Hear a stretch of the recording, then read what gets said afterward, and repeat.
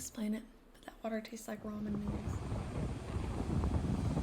Hello, welcome back to my channel. My name is Melanie. I like to make videos about different stories in all their various forms. Last week I made a video about Legend of Zelda Twilight Princess. It's my favorite Zelda game.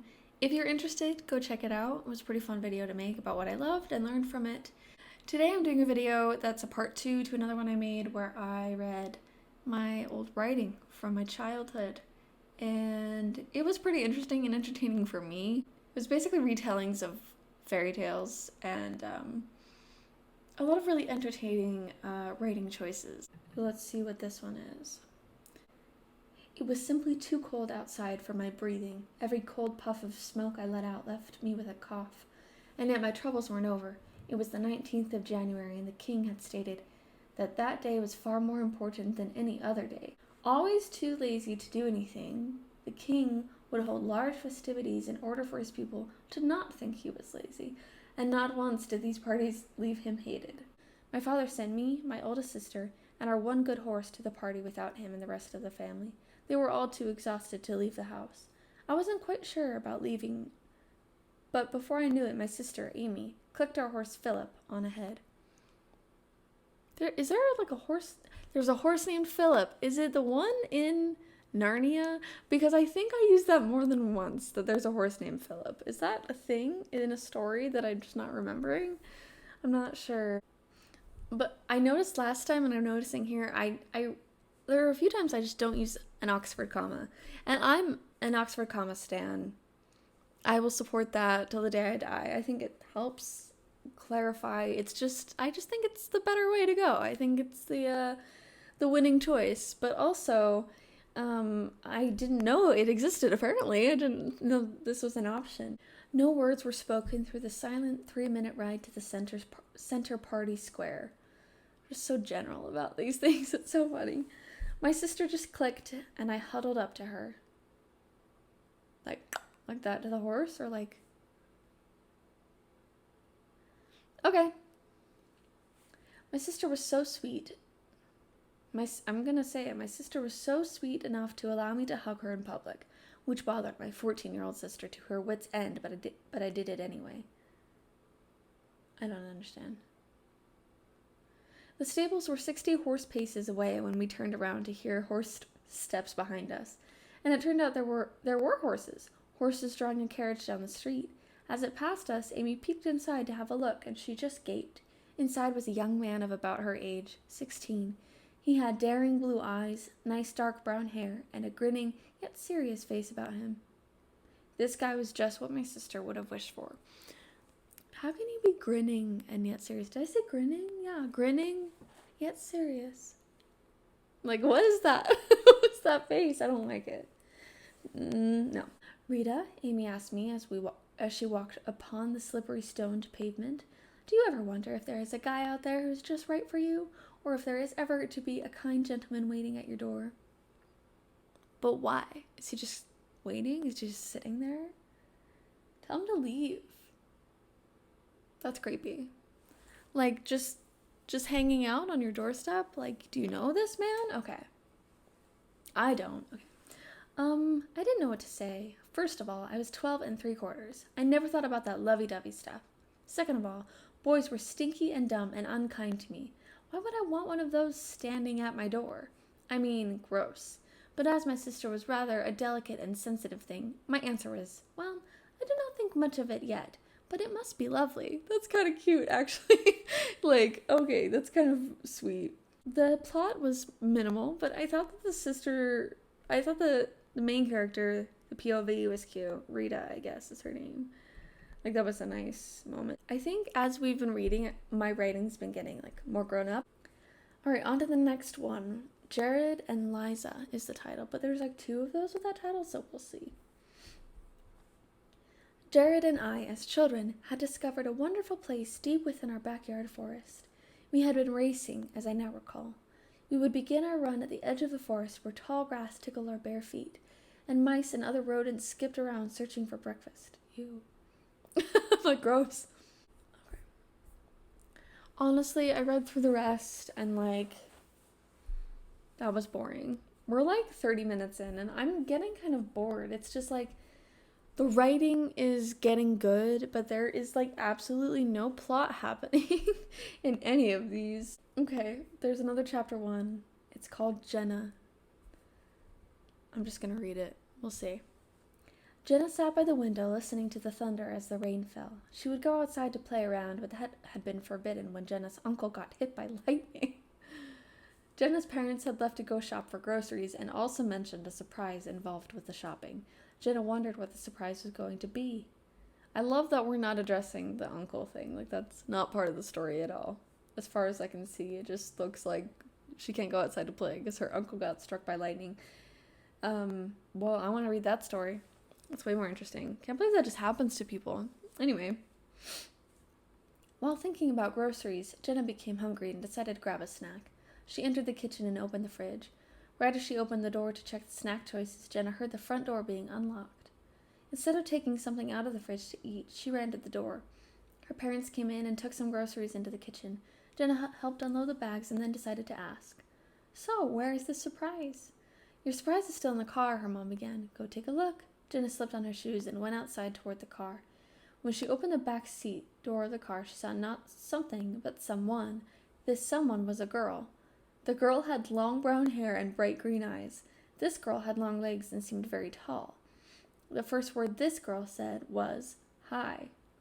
Why am I writing it like that? Jenna decided that it was rude not to reply, so she said, "Hi." She stepped aside of the door to let the strange girl out. Apparently the girl was uncomfortable with all the silence, so she said, "I'm Anna May, but you can call me Anna." She's introducing herself. "Where did my parents get you?" Jenna asked. "So, where did you get your daughter?"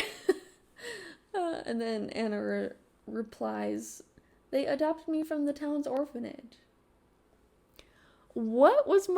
This is funny. Oh my gosh, this is so funny. I'm gonna have to tell my sister. So I have an adopted sister, more recent thing in our life, and she's an adult now, and hasn't been my sister for very long.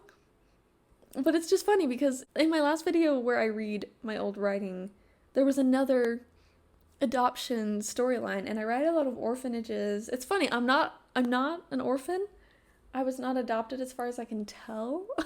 Too much like my mom and my dad. It's true. But that's just funny. What a horrible way to introduce this is how not to tell your kid that you adopted another child. Like, she's just in the car, they brought the groceries in first. Did they do the grocery shopping and then pick up the kid? Or was it hey, do you want to go? I mean, that's fine. You can take her to the store after you adopt her. But what? That just seems like the wrong way to do that. Okay.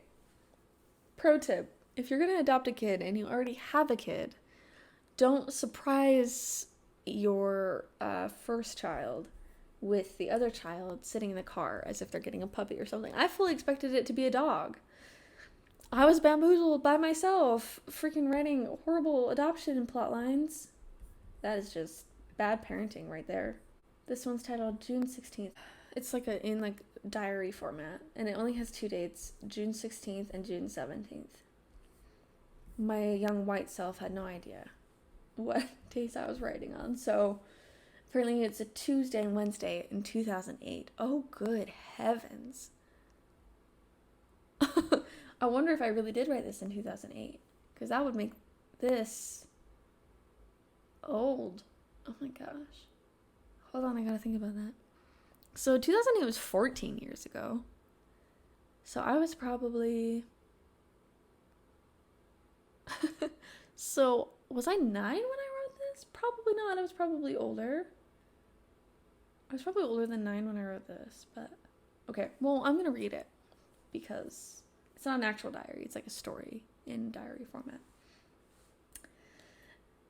June 16th, 2008, Tuesday. I still write my dates out like that in my journal. It's funny. Today was the last day at home. I finally get to go see Dad. School was okay, but I was tired of my math class.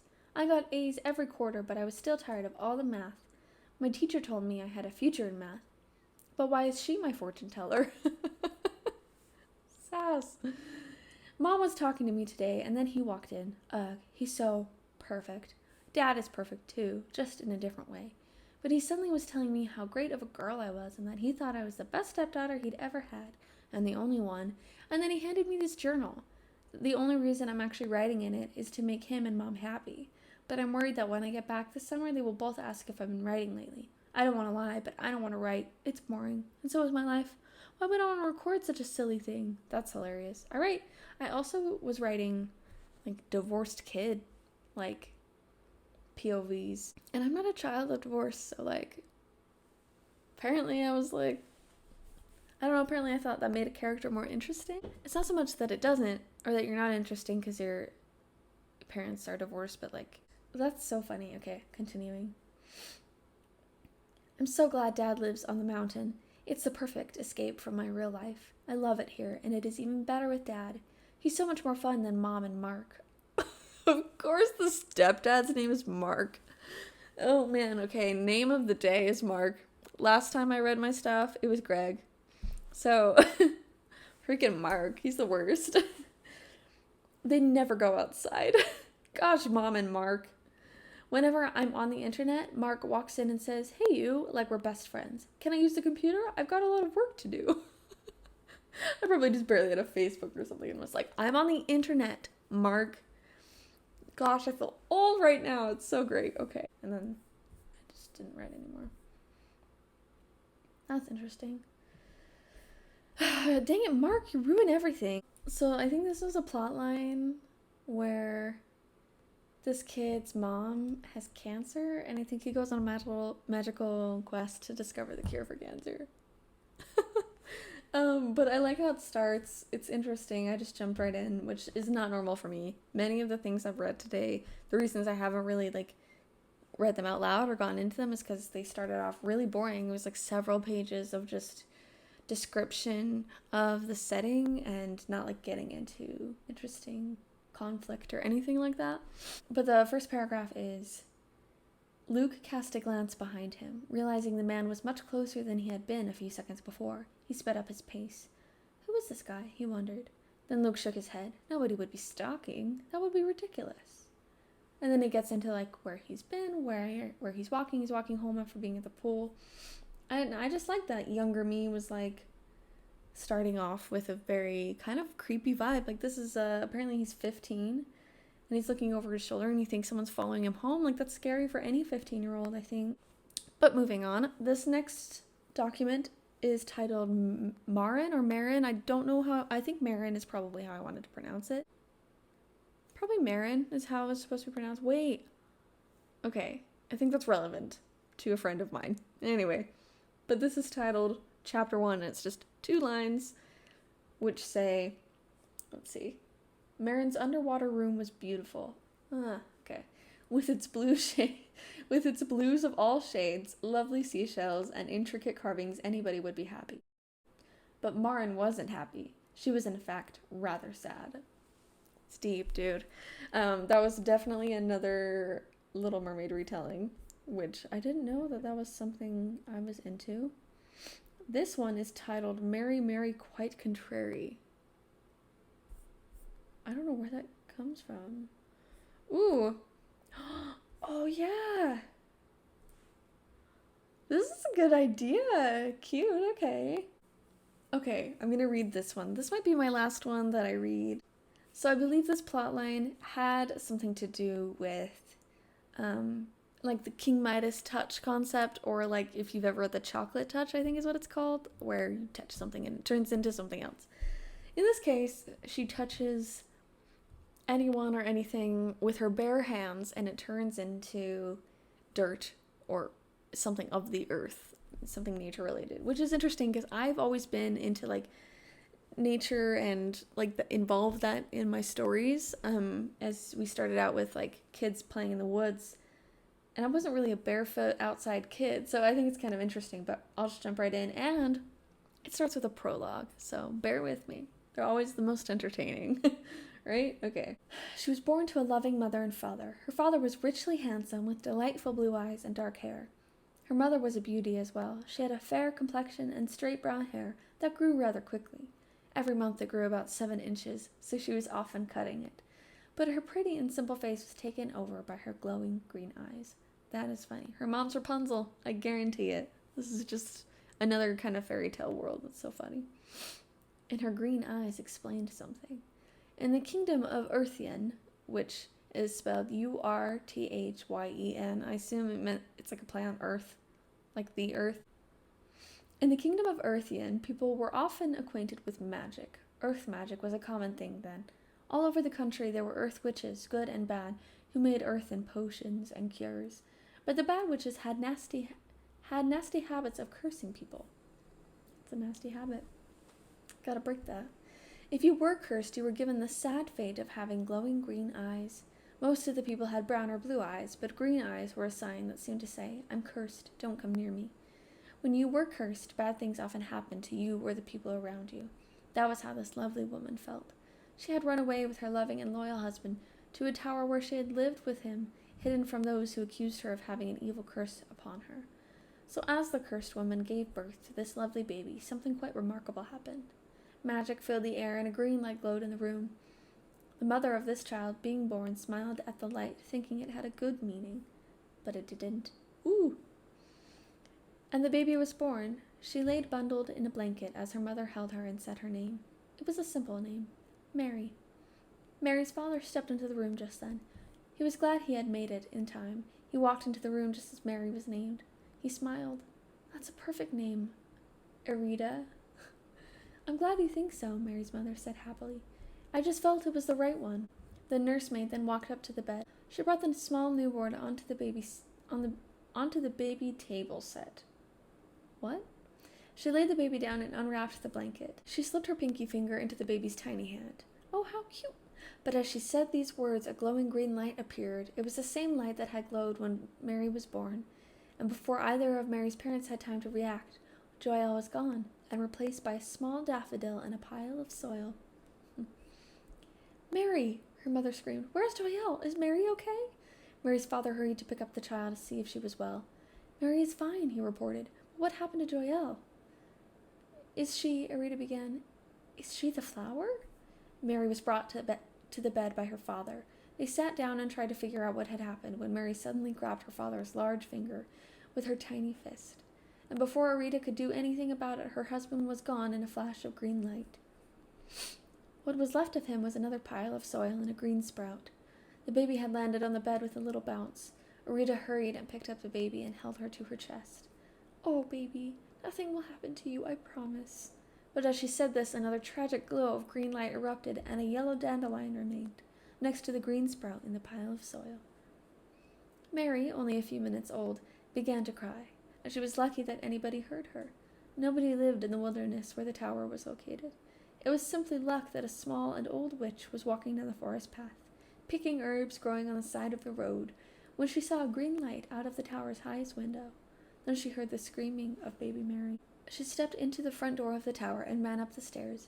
Being a witch doesn't mean you aren't too old to go running up a flight of stairs. And she quickly ran into the room to see the display of dirt and flowers on the ground. By the magic within her, she could sense the situation. Suddenly, it became clear. The baby was cursed because of her mother's trouble with an evil witch a few years back. This good witch went to the baby and carefully picked Mary up. She shielded the baby's magic from her aura so then she would not be transformed as Mary's parents had been. I'll take you, the witch said, but I will need to rewind your curse. For as long as I have lived, nothing so important has appeared in my hands as you have. You could destroy all of Earthyen. I mustn't allow that to happen. Before she left the forest, she planted the dandelion, sprout, and daffodil in the earth at the base of the tower. She then made off with Mary to her small home, farther from the forest, and even farther from civilization, so that nobody would ever be affected by Mary's magic ever again. Ooh!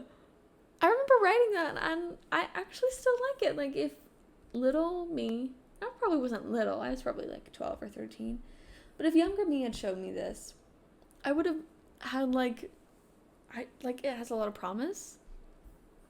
It's kind of cute. and a really good idea, and I don't know if I got inspiration from other things. I really don't know. So today wasn't as entertaining. I will say I'm a bit surprised at my lack of education as a child when it comes to adoption and how that works, and how you should not just surprise your kids with an adopted sibling like the day of the adoption or the day before. Like, that's not cool. So let's just end there and enjoy that. Alrighty. Yeah. Until next time, my friends. Thank you for joining me for this silly video. Anyway, if you're gonna adopt a kid, don't just surprise your younger kids with their adopted sibling. Prepare them. Talk to them about it. Don't be dumb. And my thoughts and prayers are going out to all the stepdads named Mark, because your stepdaughter probably doesn't like you very much. Anyway, peace out. Thank you guys for watching. This has been kind of silly and fun for me, and I have like work I need to do, so thank you for watching and hanging out with me and our favorite little foxy guy and Appa. This has been a little bit of just something fun, and be expecting another video next week. And yeah, thanks for sticking around. Let me know if you had fun with this video. If you want me to make more like this, I totally will. I'm going to anyway, but I'd just like to get your thoughts. Hopefully, if you've made it to the end of this video, you feel a little bit better about yourself and your writing, as I do, because I'm going to go work on a novel I'm currently writing. Thanks for sticking around to the end. I will see you next time.